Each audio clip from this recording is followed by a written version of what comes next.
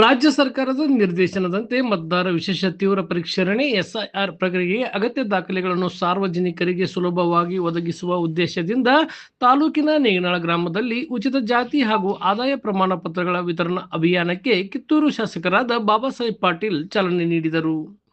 ಕಾರ್ಯಕ್ರಮದಲ್ಲಿ ಫಲಾನುಭವಿಗಳಿಗೆ ಸಾಂಕೇತಿಕವಾಗಿ ಜಾತಿ ಪ್ರಮಾಣ ಪತ್ರಗಳನ್ನು ವಿತರಿಸಿ ಮಾತನಾಡಿದ ಅವರು, ಎಸ್ಐಆರ್ ಪ್ರಕ್ರಿಯೆಯಲ್ಲಿ ಯಾವುದೇ ಅರ್ಹ ನಾಗರಿಕರು ದಾಖಲೆಗಳ ಕೊರತೆಯಿಂದ ವಂಚಿತರಾಗದಂತೆ ಸರ್ಕಾರ ಅಗತ್ಯ ಕ್ರಮಗಳನ್ನು ಕೈಗೊಂಡಿದೆ. ಜಾತಿ ಹಾಗೂ ಆದಾಯ ಪ್ರಮಾಣ ಪತ್ರ ಸೇರಿದಂತೆ ಅಗತ್ಯ ದಾಖಲೆಗಳನ್ನು ಜನರ ಮನೆ ಬಾಗಿಲಿಗೆ ತಲುಪಿಸುವ ಮೂಲಕ ಸಾರ್ವಜನಿಕರಿಗೆ ಅನುಕೂಲ ಕಲ್ಪಿಸಲಾಗುತ್ತಿದೆ ಎಂದು ತಿಳಿಸಿದರು.